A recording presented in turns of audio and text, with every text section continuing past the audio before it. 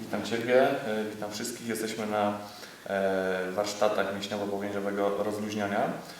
Jestem tutaj Satyarthi, yes, it's correct? Yeah. Okay. Chciałbym Cię zapytać, żebyś opowiedział troszeczkę o tym, co tutaj robimy, o tym treningu, którego uczysz, o stopniach tego szkolenia, żebyś powiedział, na czym to polega, czego tutaj się tak naprawdę uczymy na tych warsztatach. Okay, I'm teaching a training here in Poland in 4 blocks of 5 days, in 20-day training, which is a complete training to become a therapist in what I call myofascial energetic release. Myofascia meaning muscle and connective tissue, or the fascial system. How to work with pain syndromes in the body in a holistic way. So, as a body worker or a massage therapist, often people feel inadequate when somebody comes with neck pain, headache, low back pain, knee pain. They feel inadequate. They don't quite know what to do. And so many people are in pain. So it's a huge part of that, in this industry that we're in, is that people come for sessions to get out of pain. So I teach a very comprehensive 20-day training on how to work with pain syndromes throughout the body. And I bring in each block and throughout the 4 blocks, I bring in different aspects of the work. I focus on deep tissue body work, where I work with the fascial system and the muscular system and teach the fascial how to work with it, with our fingers, with the elbows, with the back of the hand, with the knuckles, even with the feet. I teach assisted stretches that come from the Ayurvedic yoga massage, where you stretch other people and stretch them with 36 different stretches throughout the body,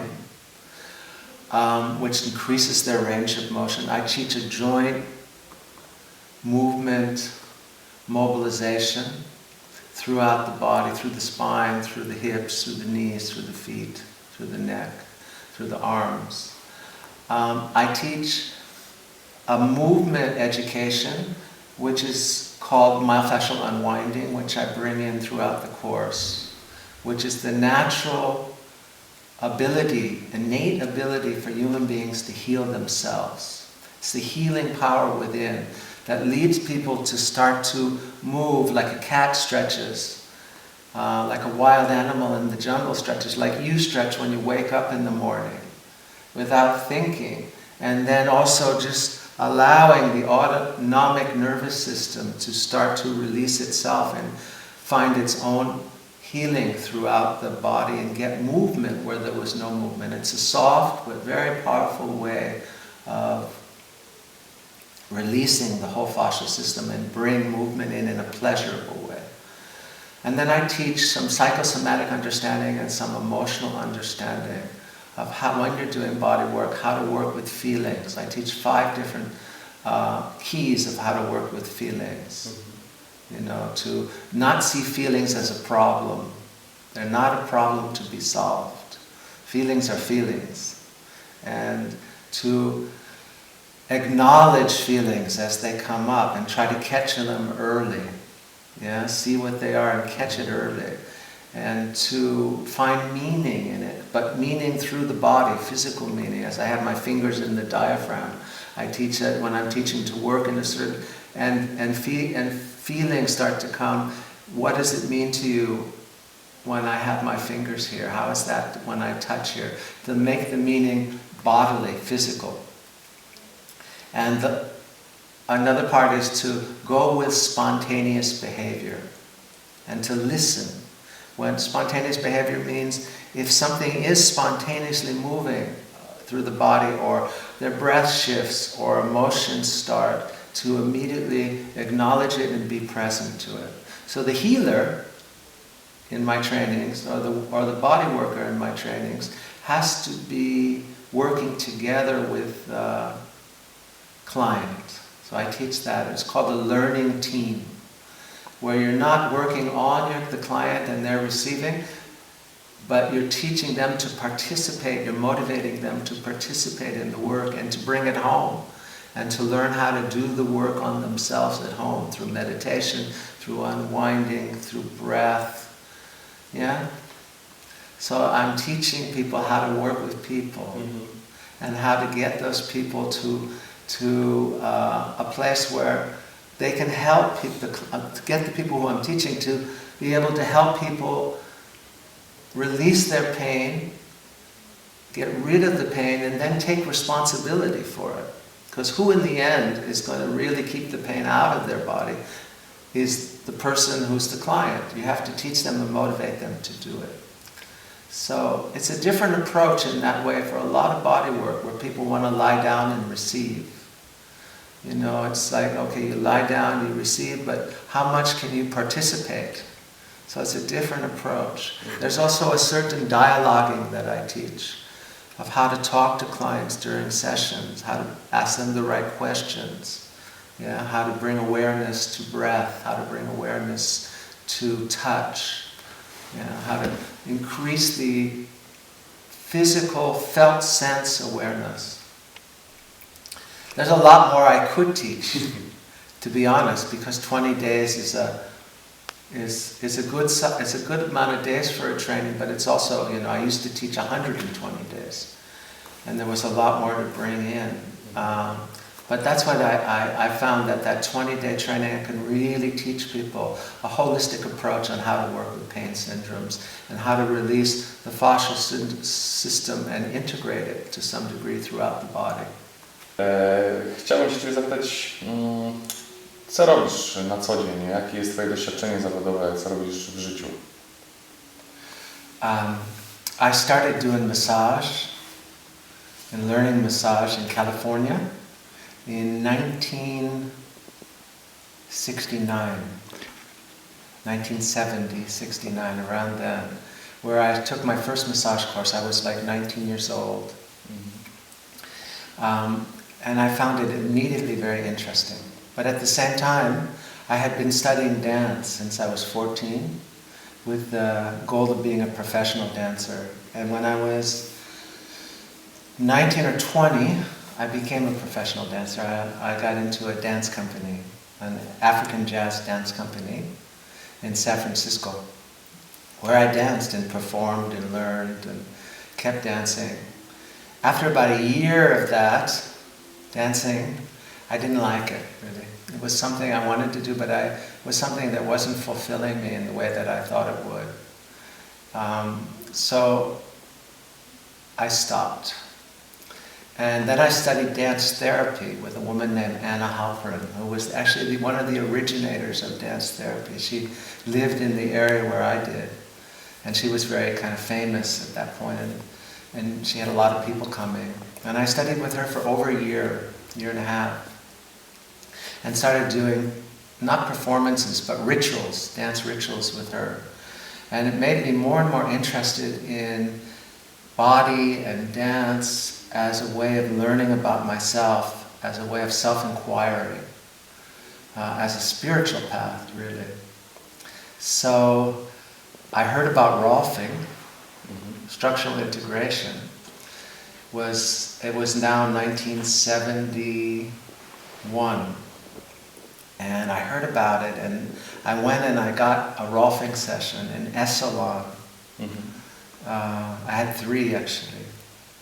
And I thought, wow, this is my work. It really touched me deeply. Not just that it changed my body, but it did something in terms of my consciousness that was very, very powerful. And it made me feel more grounded. It made me feel more trust. It made me feel more pleasure and more space, more freedom.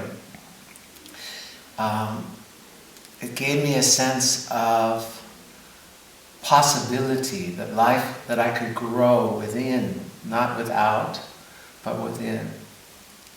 So that was actually in one of the ways the beginning, that and the dance therapy were the beginning of my search. And then I studied postural integration with Jack Painter in 1971 in San Francisco, and got 10 sessions from him. And that really affected me, even more than the Rolfing, really, because I was more committed. It had a huge impact on my personal consciousness, my energy system. I felt my energy was flowing in ways that I had never felt before. And then I thought, wow, I'm going to learn. I learned the work, and immediately I started giving sessions. And that was in 71 I started professionally, giving the 10-session recipe, or the 10 sessions of postural integration. And there was a huge, at that point, growth center around Osho in the 70s. I got there in 76. A huge growth center with some of the best therapies and body workers around the world would come and stay there then. And so I was lucky to be in that environment, really. Very arrogant, I thought I knew.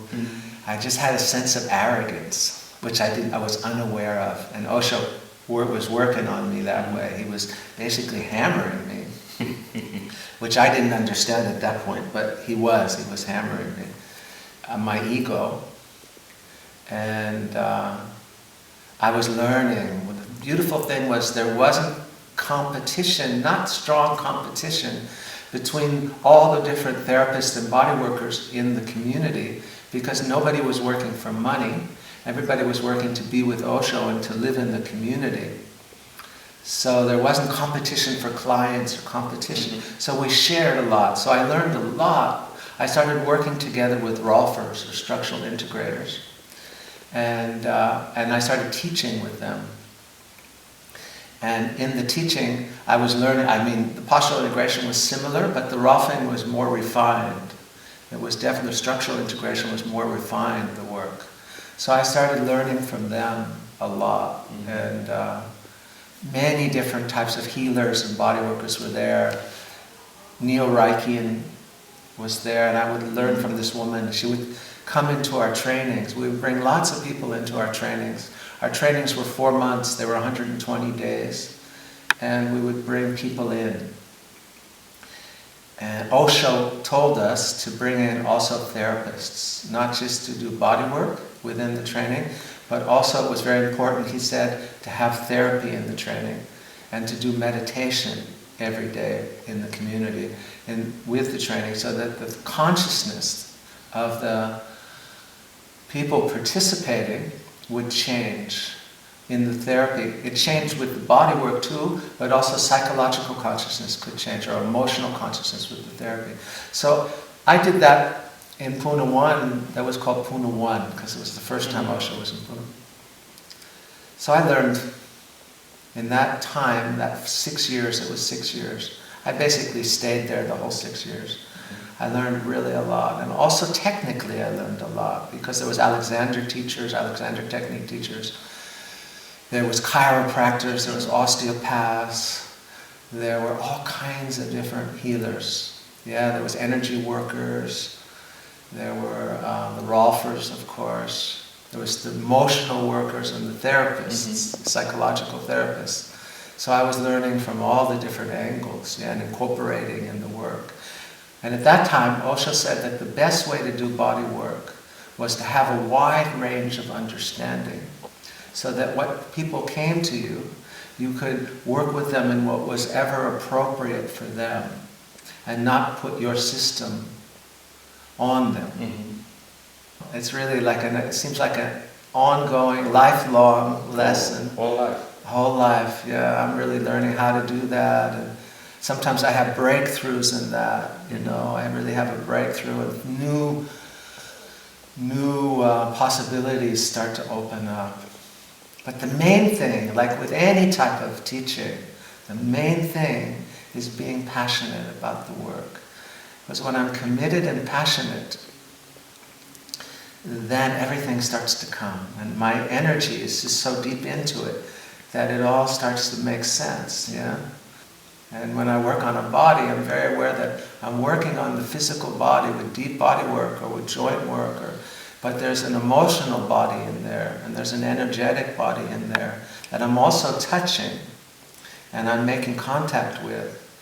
And so if I can focus when I'm doing the deep work also on that emotional body or that psychological body or that energetic body, it supports the person to start to open those parts of themselves within sessions. And then the work becomes much more holistic. Poznałeś w trakcie swojego doświadczenia zawodowego wiele technik, które są typowo technikami, można powiedzieć, technicznymi, czyli nastawianie, chiropraktyka, osteopatia, a z drugiej strony poznałeś wiele technik, które pracują z emocjami, z duchowością, tak, są to takie, poznałeś dużo medytacji. Czy uważasz, że to jest kluczem do pracy, aby pozbywać się dolegliwości, traum, czy leczyć ciało i umysł?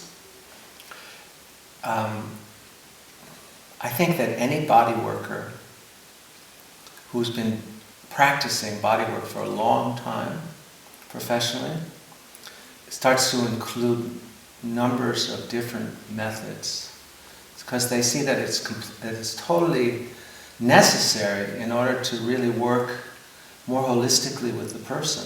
And what I mean by holistically is to be able to work more effectively with all the different parts of the person. So you named different systems, of work or different areas of work, which was the Rolfing or the postural integration, the deep tissue work. That's one area of the work which is my focus when I do this work, when I teach it and do the sessions. But I'm also very aware that one needs to learn how to work with joints. So that's what I started to do. I started to want to work with the joints in the body, not just work with the soft tissue, but also with the bones and the joints. So I learned the triggering method, the chiropractics and the osteopathic work, works with spinal alignment and spinal movement, and their adjustments, whether, there's many different schools. But I learned from an osteopath, a Scottish osteopath, who was part of this OSHA community. I was working in the medical center there, and we had a big medical center where it was a residential medical center where people could come, there was beds and everything. And I was working with people in pain, and he was also, and he just started teaching me. I was very interested. And he taught me a lot over a number of years, just about adjustments. And I learned the adjustments from him, and then I refined them. I kept studying with different people and who would share with me, and I refined the ability, and it's a beautiful tool to bring into deep body work along with the joint release, which I was sharing before. It's a beautiful tool to learn how to adjust the spine. Again, the barbers in India, you go and you get your hair cut for €2, and then they adjust your neck without even asking you, And so there's a lot of kind of fear that people have of that, and learning it and doing it. But when you see these people, they just do it, they don't think about it. And so it's not that dangerous. I don't teach it anymore. The emotional work is something that I'm very interested in relation to the deep body work, the fascial work. Because emotions are held in the anatomy, very much. They're part of the anatomy. In fact, they form the anatomy. And the fascial system is the connective tissue that wraps around all the different parts of the body. Every tissue of the body has a wrapping of fascia, or a skin of connective tissue. And the outer superficial fascia is right under the skin, the subcutaneous area. It's very strong. You can try to pull it apart if you do a dissection, and it won't pull apart. So it's very strong, like leather, some parts, which people don't realize. It's innervated with nerves, it's innervated with blood vessels. And the quality of that superficial fascia can be very tight. It has a lot of pain-sensitive nerve endings. And a lot of the pain that comes in the body comes on that more superficial area, like the lumbar fascia and the cervical fascia, and that wrapping around. Within the contraction of the fascia and the contraction of the muscles that the fascia wraps around and penetrates is emotional holding patterns, repressed emotions, repressed anger, repressed fear, repressed sadness, repressed joy, repressed feeling, which is held in the unconscious. And the whole culture is basically learned, all of us, all cultures, I travel all over the world, all cultures have learned that emotions, that feelings are not okay. That they're problems. Negative feelings are problems. And if you have a negative feeling, there's something wrong with you. And that's how we judge ourselves. So what happens then is it goes into it's not allowed to be expressed. It's not allowed even to be talked about very much. So it goes into the body, because where do we feel from? We feel from our bodies. If we don't have feelings, if we don't have a body. So we know we're sad because we sense it in our chest or in our belly. And we know we're angry because we feel it in our back, in our shoulders, in our chest, and our neck. And it has a certain sensation that tells us that this is anger, that tells us this is sadness, tells us that this is fear. So it's part of the body. The way that we stop feelings or repress feelings is by deadening the body. So when you deaden the body goes numb. It loses sensation. It loses awareness. And as in that numb state, the muscles and the fascia, the soft tissue, can get more and more tense through stress, through emotional stress, through the stress of work, through the stress of loneliness, of relationships, of life in general, just being a human being on this planet, trying to make it. And we don't feel it. We don't feel how much our body is holding on because we've numbed it out so that we don't have feelings. And pretty soon, we get so tense, as you see, many people are so tense in their bodies, and they don't even sense it. Because their body doesn't have life, it doesn't have radiance, it doesn't have feeling. Now with this deep body work that I teach and do, it starts to awaken sensation in the body. It starts to release the deep tension in the body. It starts to touch on some of these psychosomatic holding patterns and the emotional holding patterns, and release the fascia, release the muscle. And with that, the body starts to wake up, and we start to feel more. And the pain that people have in their low back, in their neck, in their knees, the carpal tunnel, what's called carpal tunnel, in the elbow, in the wrist, in the hand, all these pain syndromes and the migraines that people go around with, the pain syndromes go away. Because the cause of the pain syndrome, in my understanding and in my experience, is chronic contraction of this fascial system, of the muscular system in the body. Chciałbym, żebyś powiedział, jak rozumiesz dwa takie pojęcia, które w Polsce albo są źle zrozumiane, albo często są nadużywane, a wydaje mi się, że do końca ludzie nie znają ich pojęcia, nie znają ich definicji. Że chciałbym Cię zapytać, co rozumiesz pod pojęciem bodywork i co rozumiesz pod pojęciem psychosomatyka? Okay, bodywork is a manual therapy that you do with your hands, you touch. It's a touch therapy. And there's a lot of different styles of bodywork. And they keep coming, new ones, because there's a renaissance of it. But it's a touch therapy that works with releasing the body, releasing the body's energy, releasing the body's muscles and fascial system, working with the bones, working with the joints. With your hands, it's hands-on work.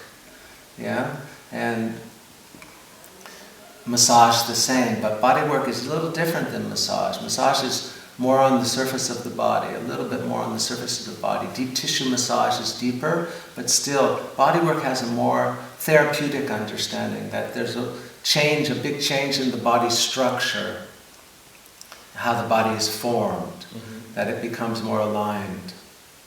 Or there's a change in the movement patterns of the body, like Feldenkrais, through the nervous system, yeah, or the Alexander technique, through bringing in new ways of seeing your body and feeling your body, and new imagery in the body, through lengthening through the spine, through the neck, through the head. The Alexander method, which I learned a lot about years ago, and through the joint work, the softer joint work that works with the bringing to coordination through the whole skeletal system and the nervous system of the body. So there's different styles of body work, but all of it is manual. And it's done usually on tables. Of course, there's shiatsu and Ayurvedic techniques and Thai yoga massage was done on the floor, all body work. Ayurvedic yoga massage done on the floor, all body work.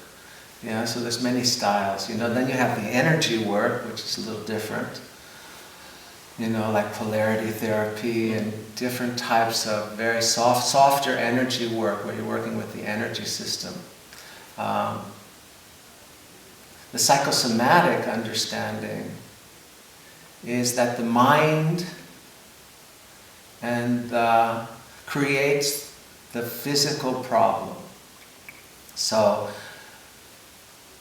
my understanding of people that come to me with low back pain, for instance, is that most of the time it's a psychological holding pattern that gets into their low back or into their neck if they come.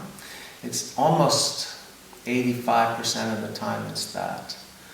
And it's psychosomatic in that they're repressing emotion, and their mind has a belief or a defense against the feeling, and it won't allow feeling to come. So the body deadens, like I said before, it goes numb, and the tension builds and builds until it builds to a point where there's pain, where it registers as pain. And the pain can be extremely severe, as we know.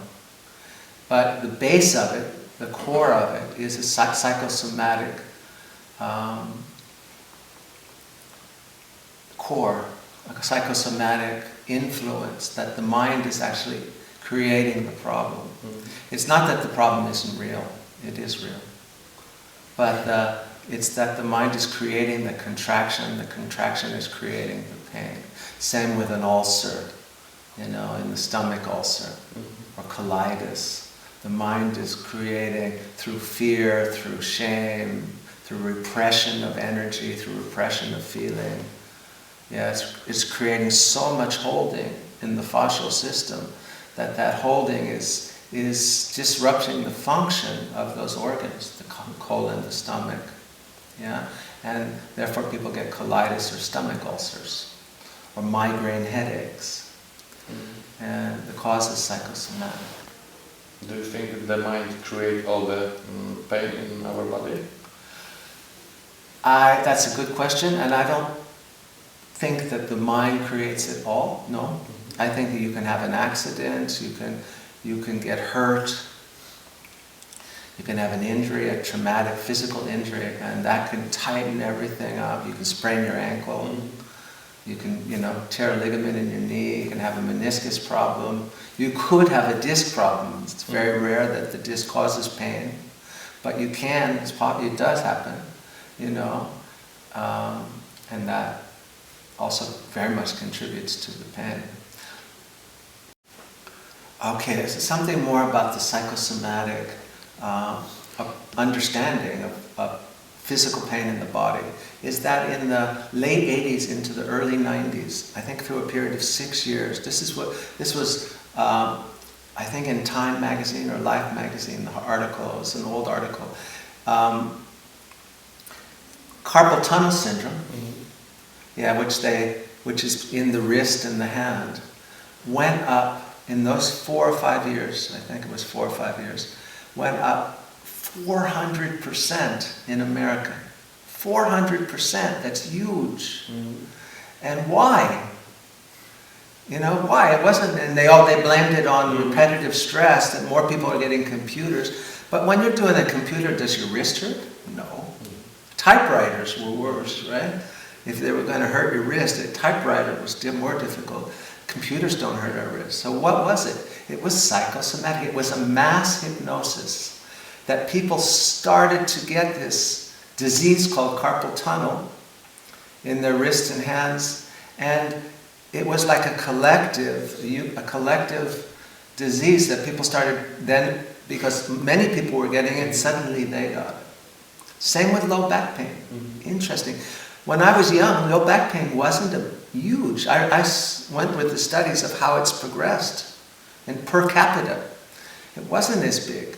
When I was I was born in 52, and as I was growing up, it wasn't so big. It wasn't 80% of people got low back pain once a year. It didn't happen that way. Now, low back pain is an epidemic. It's huge. Why? It's mass hypnosis. That people get low back pain, rather than admitting that they're afraid or admitting that they're sad or they're lonely, they somatize it in their back, it goes into their bodies, and they get low back pain. And it's partly just a mass hypnosis. A big part of it is. That's difficult to understand. But I experience it through working with people. How many people now are hypnotized into contraction and therefore into pain. And that hypnosis is psychosomatic. Chciałbym Cię jeszcze zapytać, bo opowiadasz, że uczysz nas pracować z ciałem drugiej osoby, ale uczysz nas też tutaj na warsztatach medytacji, uczysz nas tańca, pokazujesz nam, jak pracować z naszym własnym ciałem. Jak ważna jest praca z własnym ciałem, żeby móc pomagać innym. Okay, there's that old saying that healer, heal thyself, yeah? And unless we're really working on ourselves to become more conscious, more aware, more conscious and aware in our body, more sensual, more alive, more radiant, more fluid, more movable through dance, through meditation, the dynamic meditation, through breath, through silence. Unless we're working on ourselves, we become mechanics. We might be good mechanics when we work on other people. We might have the method down, but we don't have that loving presence that is really needed to do really good work. So my understanding and what I've learned over the years is that it's very important to learn the techniques and to really become as masterful as possible with all these techniques. Masterful as possible. And then once you start to get that understanding of the technique, what comes through is your loving presence, is your compassionate presence, is your silence, is your passion, is your aliveness, is your heartfelt connection to other people. That's what really comes through, and that's what affects people even more than the technique. But you got to learn the technique. It's no way around it. And it's beautiful to have. You have to have both. And I've gone to many body workers who were technicians and received sessions, and they did amazing technique, but I didn't get touched. Something changed in my body, but I didn't feel nourished in that same way or touched. That I was being touched by a sensual, loving man or woman. I didn't have that experience. I've been touched by people who don't have any technique, but they had great hands, and they have a very loving presence. And they massaged me, and I was more moved by them. So Osho used to say that 90% of body work or massage is the loving presence, and 10% is the technique. That's hard for body workers to hear. And it was hard for me to hear for a long time. But I'm very interested in my trainings, I teach a lot of technique. But also I bring in the dynamic meditation, or I bring in dance, as a way of moving the body. I bring in the unwinding as a technique, but also as a way of re-entering into one's own body. So first love, second techniques. First love, second technique, but as learning, first learning the technique, but also learning how to love yourself and how to love other people. Okay. Thank you very much for the interview. Thank you very much for the interview also.